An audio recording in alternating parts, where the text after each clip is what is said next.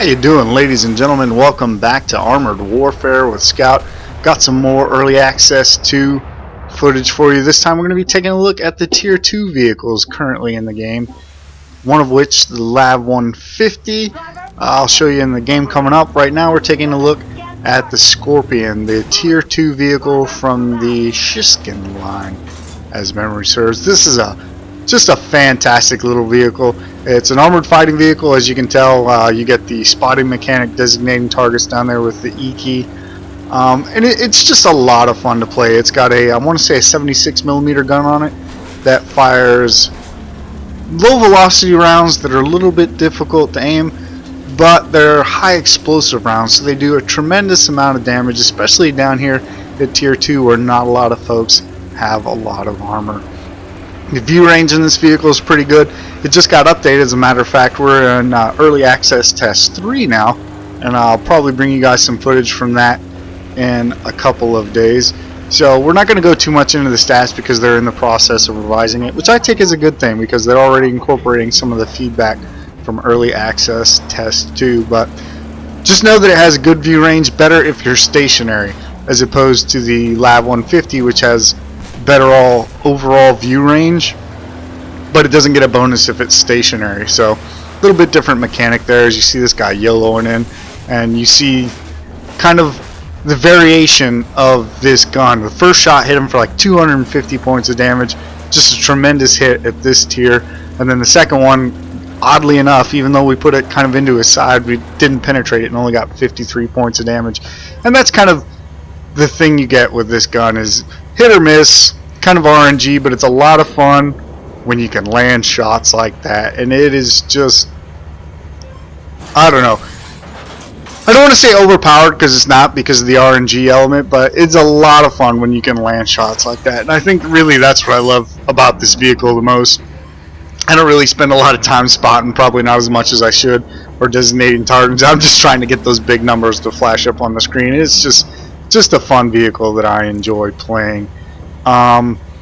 In other news, they just announced as part of the early access 3 opening that I'm sure you've noticed these games are dominated by all armored fighting vehicles, LAV 150s and Scorpions, and then occasionally you get the PT-76 in when you get some Tier 1s. They have Tier 2 main battle tanks coming up pretty soon. The M48 is going to be in there, and the T-54, 55, I think it's a 55 prototype that's coming, that are going to be Tier 2 main battle tanks.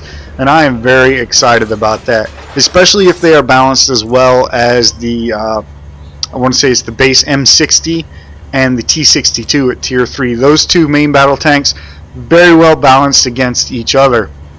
They're not the same. There's definitely some differentiation between them. You don't feel like you're driving the same tank, but they are very well balanced against each other. In fact, Tier 3 overall right now feels pretty balanced to me, so I'm really hoping that they can incorporate that down here at Tier 2, so that right away when you get to Tier 2 very early in the game, you're seeing all the mechanics, all the different elements of the game at work. You'll have light tanks in the form of the PT-76, you'll have all the different AFVs you're already seeing here, as well as some main battle tanks, and you can start learning how the different vehicle types interact right off the bat, which is something I think Wargaming doesn't do very well. You don't really see all the different elements until you get to about Tier 5, so it'd be nice if Obsidian can do that here at Tier 2 and start teaching you how to play. So excited to see that as well.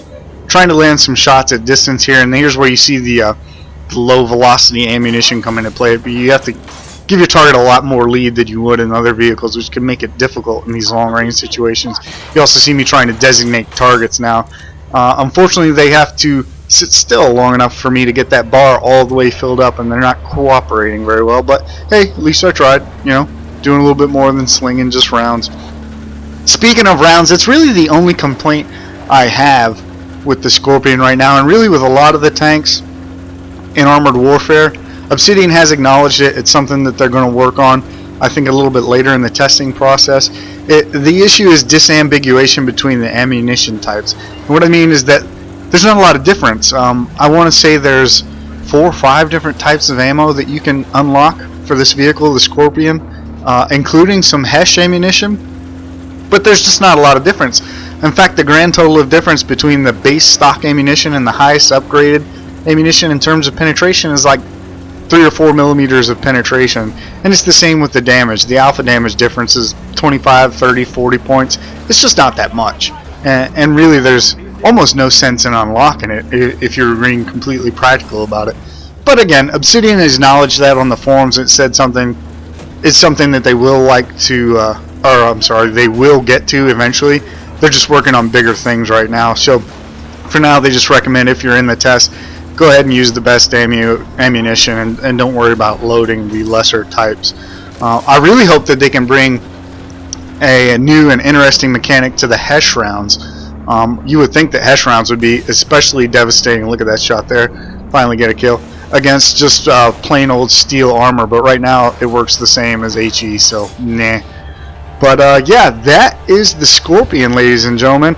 Not the greatest game I've ever had in the Scorpion. I'll be honest with you, I've racked up to 6 kills in this thing. But I thought it was a good video that showed you all around what the gun is capable of, how the vehicle maneuvers, how it spots and whatnot. And I just had a lot of fun playing that game. So let's take a look at the stats right quick. If we can get the stat screen loaded, there we go. So 1,835 points of damage, not too bad at all. Didn't get a whole lot of spotting damage done in this one, unfortunately, but we did get a big chunk of several vehicles. Got some big hits, big one-shots in there. Just couldn't finish them off. Wouldn't stay still long enough, which if you've played any kind of low-tier tank game, you're probably familiar with that. You can see we did alright in the team ratings as well. Finished, I want to say on top. Yeah, on top in terms of damage and second in terms of experience. So, yeah, pretty good game in the Scorpion. Gives you a pretty good idea of what it's like to play, I think. And like I said before, it's a fun vehicle. I really enjoy it, and I think it's balanced very well.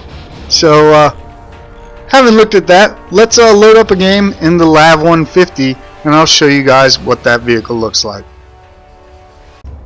So here we are on Port Storm in our Lav 150. This is the Tier 2 vehicle from the Sophie line, and you'll note it's the first wheeled vehicle you're going to come across in Armored Warfare, at least currently, and that's a little bit different. It feels a little wonky to drive at first because you've probably been playing these types of vehicles, track vehicles, for so long you forget that a wheeled vehicle does not pivot steer. So if you just hold down the A or the D keys and try to turn, you're not going to get anything out of it. You actually do have to go forward to turn. And it sounds stupid, but there are going to be times when you forget that and you can't quite get this thing to turn the way you want it to. So that's a little bit interesting. Once you get used to that, though, it's not too bad. Really, the only significant difference between this and the Scorpion, I feel, is you have better overall view range. You don't have to be stationary to spot, but you don't get a bonus when you are stationary. And the gun. This has an autocannon on it as opposed to that 76mm, I want to say, low velocity gun. And that presents its own opportunities as well as its own difficulties. Obviously, you have magazine size you have to work with. And you also get a choice of ammunition on this vehicle. Unlike you got on the M113, you actually have armor piercing and high explosive incendiary. Armor piercing will typically get the job done down here at Tier 2 and Tier 1. You can just stick with it and sling it all day long, and it'll normally be pretty good to you. What I like about having the ammunition choice, though, is the high explosive incendiary gives you an option in the event that you get into a Tier 3 game. You can spam the HEI at main battle tanks, and even though it won't penetrate, it'll do 3 to 6 points of HE damage per shot, even if you're having to shoot at the front of a main battle tank. And occasionally you will actually get a full damage shot in, for 20 points of damage or so. Typically, though, it's going to be about 3 to 6. Don't expect a lot, but that adds up over time, and you will get module damage usually of some type, even if it's only minor module damage. And that's generally enough to suppress a tank. You won't kill it. I mean, obviously, unless he's foolish enough to let you go through magazine after magazine after magazine of HE, at which point you're going to run yourself out of HE ammunition, so it's not really efficient. But it's typically enough to make them back down to take cover, which is, I feel, about right for what an armored fighting vehicle should be doing in Armored Warfare. Should it kill a main battle tank from the front? Obviously not, unless maybe you're shooting a tow at it or something. but you should be able to suppress a tank, which is something that we do in Bradleys all the time. We suppress them from one position while wingman pulls up further away and engages with the toe. So down here, at least at this tier, I like how that mechanic's working, and I think it works well. The catch is, as you're seeing here, you'll get lots of chances to engage, but unlike the Scorpion where you had to deal with tricky round velocity and slow rounds and you had to lead a lot, here the problem is you need your target to be still so you can stack up some damage. And now we're finally getting a chance to put some rounds into this guy here when we secure a kill. As long as you can get that kind of shot lined up where you have a chance to put, say, half a magazine into somebody, you can do very well in this vehicle. If it's guys constantly popping up and popping down, popping up, popping down, it gets a little more challenging. So again, a nice flavor difference between the two tier vehicles, and I like the way it works. I enjoy driving either one of them. I think I like the Scorpion a little bit more, to be honest with you, because who doesn't like blasting somebody for like 300 points of damage? But the Lav 150 is definitely a capable vehicle, and who doesn't like just holding the mouse down and spraying somebody with armor-piercing rounds? That is a lot of fun. I like the way this sounds. I like the sounds in general in this game, to be honest with you. I'd like to see them tweaked a little bit, but not so much the gun sounds as the engine sounds. I think the engine sounds could use a little bit of tweaking. You don't typically hear the track noise and stuff that you would hear on a real tank, so hopefully they can add that. And other than that, though, really happy with how things are going in Armored Warfare so far. There's a minor issue with sound kind of skipping or breaking down. It'll just start kind of a skippy thing like that. Again, though, it's been acknowledged by Obsidian and they are working on fixing it. But other than that, the sound, I think, in this game is fantastic. You can see here that this particular fight isn't going well. We're kind of backed into a corner now, trying to make a last stand and hope that we can kill these vehicles. Just the top of this 113 sticking out. Maybe I can kill him. Should probably be burst firing a little bit more here for greater accuracy, but holding the trigger down does get the job done. We're able to secure another kill on that 113, and I'd like to get the Scorpions out of the way. Scorpions scare me more than anything down here at tier 2, so we're going to try to get this guy. Firing some bursts in, there we go, able to secure. Should be our third kill. And now we got problems. Look like the Scorpion's about to bum rush us. Oh, he got that guy, fortunately. And get this magazine reloaded, we got it set. And there's a little bit of trickiness in that you have to lead with an autocannon constantly to do damage, as opposed to just leading for one shot like you would a tank. And in close combat, that gets a little wonky, as you saw right there. I'm not sure if it's a latency issue or what's going on, but close combat and autocannons doesn't feel quite right yet. And I'm not sure, maybe that's just me. I need to get used to playing autocannons more, but I don't think that's it. Oh, not able to secure the kill there. Left like probably 2 more hits would have done it. Maybe even 1. That's a little bit unfortunate because now we're in a pickle with him and the Scorpion up there. I'm going to hang out down here because if I can get 2 shots into him, there's 1. Oh, unfortunate. I thought maybe I could get 2 rounds into that guy before he could get completely aimed with that inaccurate gun and hit me, but I lost. Oh well. It was still a fun game. Really enjoyed it. And really enjoying, again, both the Tier 2 vehicles. Excited to see the MBTs come into Tier 2. Hoping that they're as much fun to play and as well balanced against each other as the armored fighting vehicles currently are. And here you see the results from that battle. Just over 2,000 points of damage. Not bad. A little bit more spotting this time.